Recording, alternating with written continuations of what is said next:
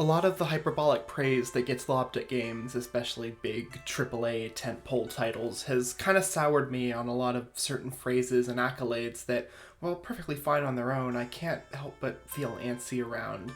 I think one of the most glaring examples is when a game comes along that, in first impression, non-retrospective reviews, critics and audiences jump on as important. Modern Warfare, Grand Theft Auto 4, Heavy Rain, The Last of Us, Bioshock Infinite, Red Dead Redemption 2.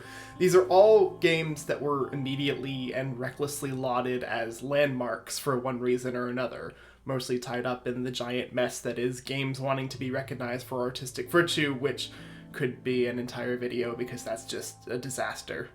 What I want to say, basically, is I know it might sound mundane or even crass to say that a game is important, and I just want to acknowledge that so you might have a little more faith in me that when I say it, I mean it. And Anodyne 2, Return to Dust, is important. Now, important is a messy word, like I said, but I wholeheartedly believe that it applies to this game. Part of it is personal, I'll admit. Anodyne 2 definitely hit a lot of incredibly intimate notes for me, to the extent where I feel like it was made specifically for me, almost. And obviously I can't guarantee that that will translate for everyone, but a giant part of what makes Anodyne 2 so incredible is the relationship that it shows between the intimate and the big picture, between the personal and the political. This is already a lot for me to say about a game that you may have never heard of, and one of the unfortunate things about trying to analyze indie games is that you can't really take it for granted that everyone is on the same page. After some deliberation, I've decided to give this video a very transparent structure. In section 1, I'm going to talk super broadly about why you should play this game with no spoilers or plot summary. In section 2, I'm going to talk about the specific stuff from roughly the first half of the game, and spoiling the game's first major turn, though I do genuinely believe that it's nothing, experience ruining. In fact, it might actually help you understand it more while you're playing it, instead of just in hindsight. And in section 3, I'm just gonna assume that you've played the whole game.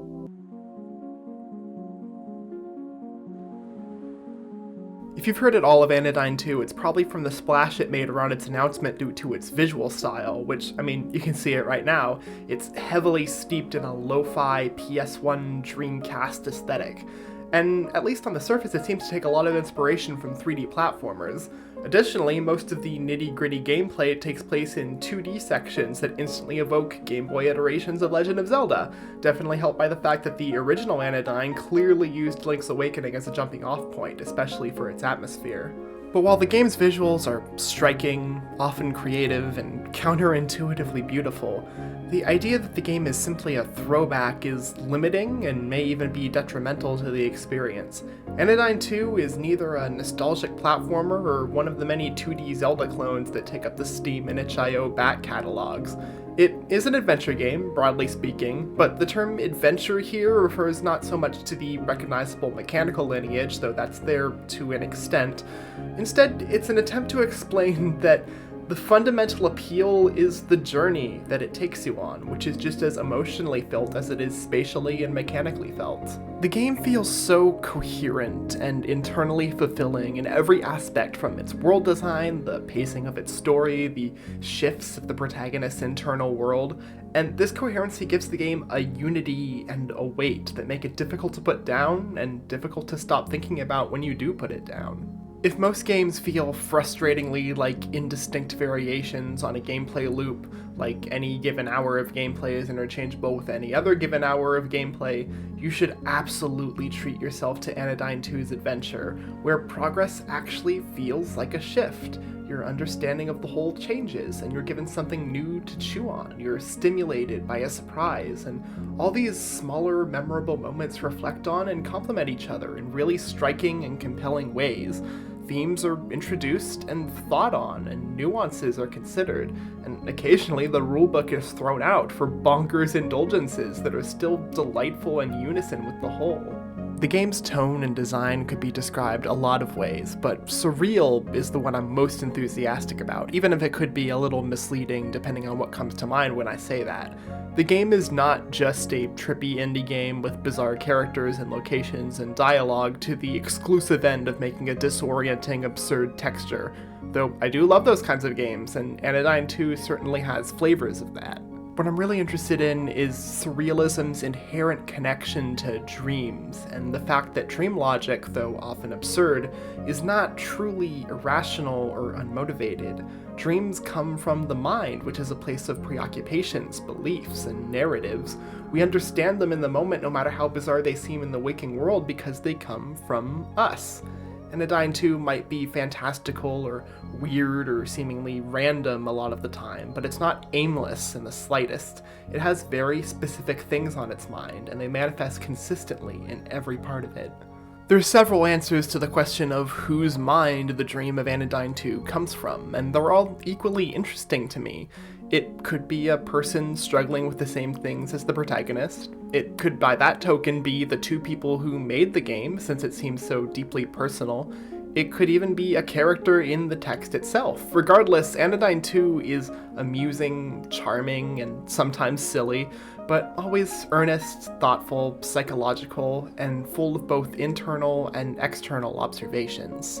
And though this is admittedly a little out of my wheelhouse, I'm not that great of a mechanical critic, and I'm definitely not a consumer review buying guide, is it fun kind of critic, but it does genuinely feel good to play. The 3D sections are simple and the platforming is so rudimentary it almost doesn't count as platforming, but it's there to give you a sense of place, and thankfully the world design is fantastic. It is extremely fun to explore. It's full of surprises and it's big enough to serve as effective synecdoche for the entire world, but it's also small enough to make navigation a cinch. You can easily go in and out of vehicle form whenever your priorities shift from speed to precision and vice versa. It's infinitely nicer than lugging a physical car around. And if the 2D sections where the actual combat and puzzles take place seem simple, they are, but they're also extremely well considered. They feel really well play-tested, and if you played as many indie 2D Zelda throwbacks as I have, you'll be amazed at how close it comes to matching the tightness of a proper 2D Zelda game, which is not an easy thing to do. If any of this sounds interesting to you, or if my pretentious warblings are enough your speed that it seems like we might value similar things in games, then Anodyne 2 is probably in your wheelhouse, and you should go play it right now if you don't want to know anything more specific. I've linked both the Steam and itch pages in the description. I'd personally recommend itch since it'll help the devs sell it on their own terms.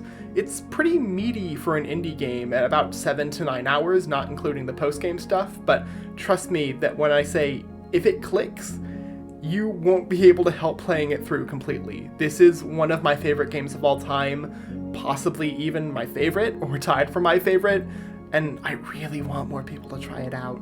Now, if you're ready for a deeper discussion, the granted discussion that you don't have to have played the game to follow, then let's dive in.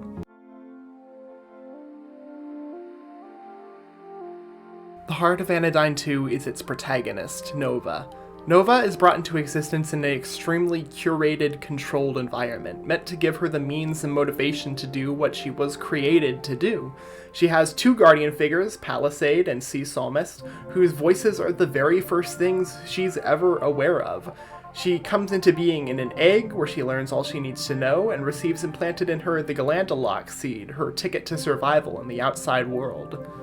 That ticket is necessary because the outside world, as seemingly friendly as all its inhabitants are, is inherently resistant to Nova, as she is a pure being, pure of purpose and pure of body. She has been created by the Center, the divine wellspring that watches over all the world, since the world is simply a pouring out of itself. The further away you go from the Center, the less pure things are.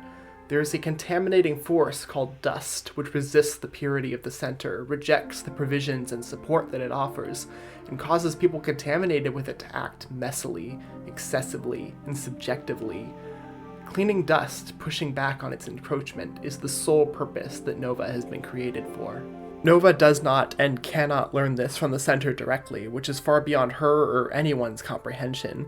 Instead, she learns all she knows and believes from Palisade and Sea Psalmist, the mediators between her and the divine will of the Center. Palisade is intensely motherly and cares greatly for Nova, and Psalmist, though a bit awkward around kids, is knowledgeable and understanding of the center, communicating in informative theological speeches and stirring songs. It's difficult to place your trust in an impersonal, all-powerful being, but these two are here to bridge the gap. They give the center and its will a friendly, helpful, human face. Faith and purpose are comforting things, and the ones laid out for Nova are all she knows, not even in the sense that they're what she believes in, but in the sense that she has genuinely never considered or even heard of any alternatives. Well, she has, in a sense, but they're not presented as alternatives or even as competition, but instead innate perversions of what is inherently, unquestionably, unflinchingly good. Nova has never had to question her purpose, her faith, the job she's been made to do, the way she's been made to interact with the world, the very makeup of her physical body, because they've all been provided to her already by someone else. It doesn't take very long to be shown that the center's grip on Nova, despite all its power, is not as perfect as it wants to be. For one, Nova cannot be the pure platonic being that the center would prefer because she is physical and mortal. During her first round of nano-cleanings, Nova becomes sickly and works herself into exhaustion. Psalmist directly states that this is just what Nova will have to push through in order to fulfill her purpose, which is objectively far more important than comparatively mundane concerns of mental and physical health. She sings about how the physical needs and aspects of Nova's body are a problem. The ways that she inherently falls short of the center's perfection are her greatest limitations. Palisade comforts Nova and shows compassion for her exhaustion, but is also complicit in the very system that demands it. Both Guardians ingrain these things in Nova with sincere faith and genuine concern. What's also unsettling, though far more subtly on a first playthrough than any more informed subsequent reflection, is the nature of the afflictions that Nova attempts to heal. Nova's patients give her ending speeches about how much she's helped them, how much they've seen the light of the center, and how they'll be better now. But they all ring kind of hollow, and furthermore, the problems that they have seem far more to do with how they fail to live up to the standards of the center than anything else. Free-flowing anger and insatiable appetite for physical sensation, becoming unsightly, old and sickly. All these things are suppressed and denied instead of being resolved, managed, or channeled into healthiness. In the case of destructive single-mindedness, it's actually encouraged. Furthermore, their afflictions are not seen as things that they must learn to manage, accept, or control, but as personal failings, dents in their aspirations to be what the center idealizes. Palisade attempts to allow Nova to accept her own humanity, her own needs and desires as valid, and her experience as having more facets than her usefulness to the center. And this conflict with the status quo leads to her death. What results is the furthest I'm going to spoil in this part of the video, a section called Dustbound. You're stuck in the 2D view for much, much longer than you're used to, and while the 2D sections used to signal an uptick in pure mechanical interaction, here the focus shifts to people, to interaction, to Nova's internal world. Here lies an entire thriving village, not just coping with the dust, but thriving in it, full of self-asserted identity, autonomy, passions, and pastimes. Nova eats and sleeps for the first time, being separate from the center's provision for her needs, but she also speaks for the first time, having never been taught because it wasn't necessary for her single center-ordained purpose. She begins to express herself through words, through work, through play, through friends, actual friends, not guardians waiting to pour an ideology into her empty waiting skull, or the dust-afflicted who she only superficially helps, or a giant unknowable intelligence, but real friends who consider her an equal, who don't use her, who don't tell her who she is or who she should be. She sees a thriving, friendly community of people whose differences make a whole greater and more vibrant than themselves. This is an unambiguously good thing, a possibility for freedom and a better way to live, and Nova rejects it. She runs off to the temple to flagellate herself with language so uncomfortably close to the justifications and explanations given to me and coming from me in my conservative religious upbringing that it hurts me almost as much as it does Nova. She views her desires as indulgences, the things that bring her joy, as distractions, her ability to physically sustain herself as a blasphemous rejection of the center's graciousness. She has been taught, subtly and with a kind face and warm voice, literally since her inception, to hate herself, to hate her desires, to hate her body, to reject relationships outside of the purely utilitarian. But this isn't hatred to her. It's just mundane, natural truth. Why would her guardians lie? And by extension, why would the system and ideology that they represent lie? When I realized what Nova's struggle here was, her inability to see abuse and manipulation coming from a sincere and trustworthy hand, no matter how obvious it is to outsiders, no matter how obvious the limitations of the mold you've been forced into is to those outside that mold, it broke me. I never expected to see this experience, what it feels like to not be able to tell the difference between your true self, your true desires, and the identity that is more deeply ingrained in you than literally anything else, especially when they're at war with each other, represented in any piece of art I could find, much less a video game, much less so painfully accurately. Many stories about those who have lapsed from what they were raised to believe about themselves and the world, especially where manipulation to self-hatred is concerned, view things entirely in black and white terms. The systems and ideology are unambiguous and unflinching, and they're hard-hearted evil, and the escape from them is relatively clean. Maybe some doubt at first, but once they realize what's going on in objective terms, they have no problems rejecting the system that has hurt them so badly. This can be cathartic, but for me, it also rings kind of false.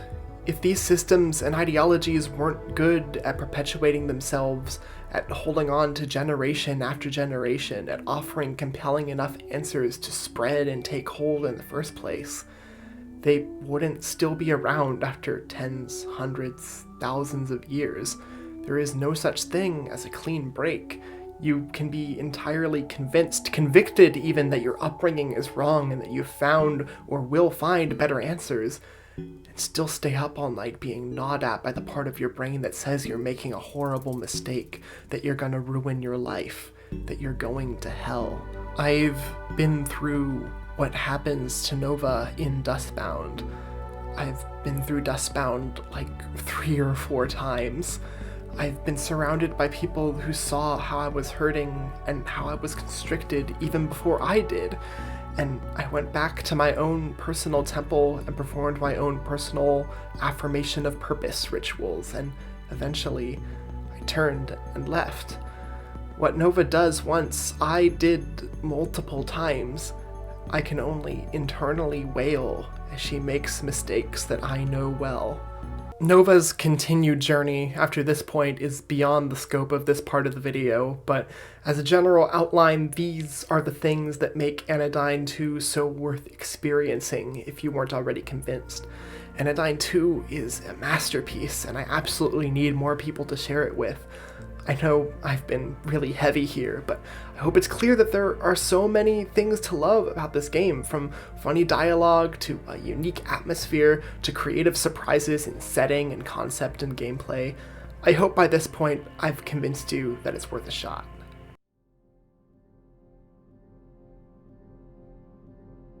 I hate that it lives inside of me and wraps itself around my every experience. It hurts me when I want to explore. It makes me afraid when I want to be strong. These are the most striking and memorable words from Nova's speech of defiance. Not only is it an incredibly vivid and stirring and painful portrayal of the effects of abuse and trauma, it's a self-awareness and self-determination that Nova would have been entirely incapable of in the first half of the game. Even after she leaves Dustbound Village, she's filled with conflict, not confidence.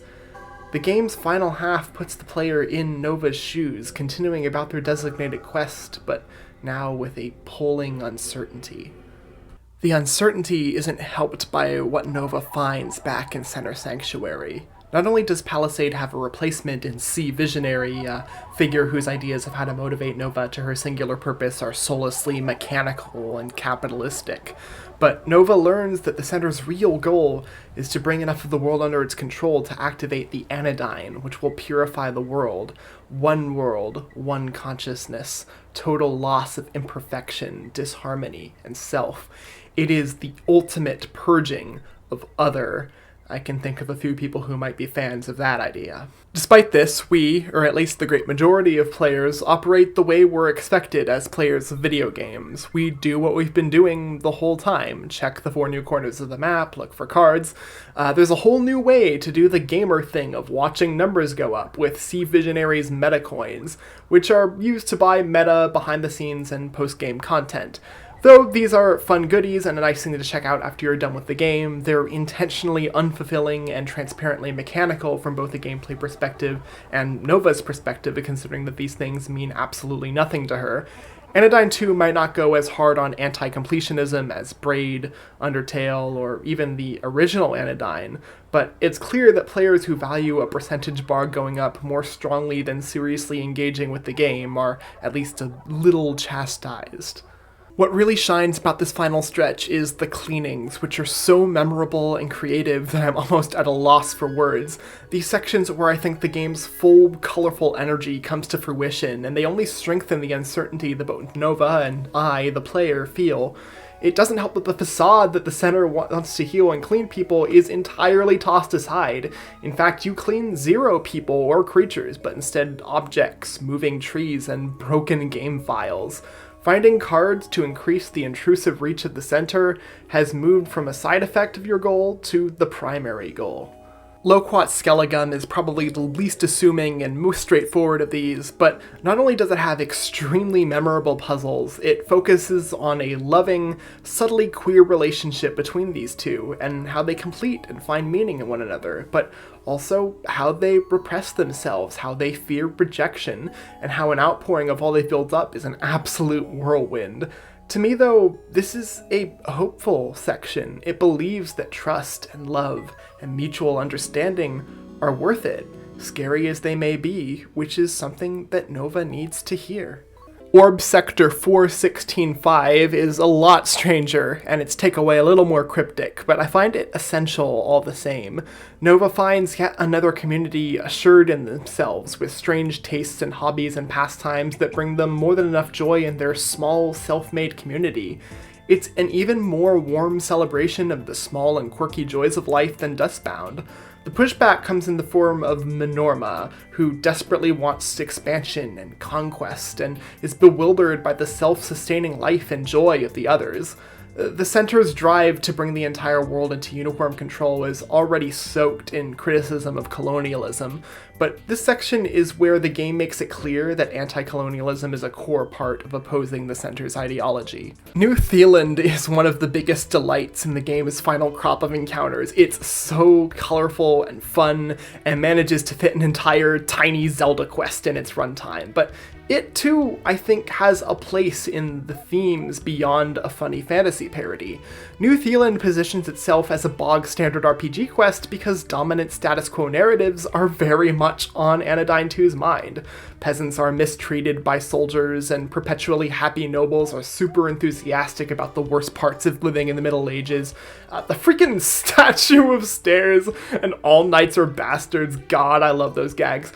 Basically, it brings attention to the false escapism of these medieval setting RPG narratives, which is entirely appropriate for the things that Nova is thinking about. God, the king even, comes in and lays the final blow on the dragon, even though you were the one who did the work of killing him. If that's not capitalism, I don't know what. Pastel Horizon is the most aimless and wandering of the sections, having no definitive ending or overall goal. You just wander and explore until you find the cards. In addition to being a cool and unique pace for the area, this appeals to the idea of a wandering ghost. In ludic terms, you're probably going to be wandering this area until you found all the cards, which is the reason you're here.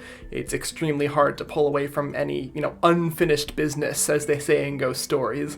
And secondly, the entire area is just fixated on death It's steeped in Eastern religious references that are predictably lost on me, but it generally showcases various reactions to death, especially as a barrier, since the sea seems uncrossable to everyone but Nova.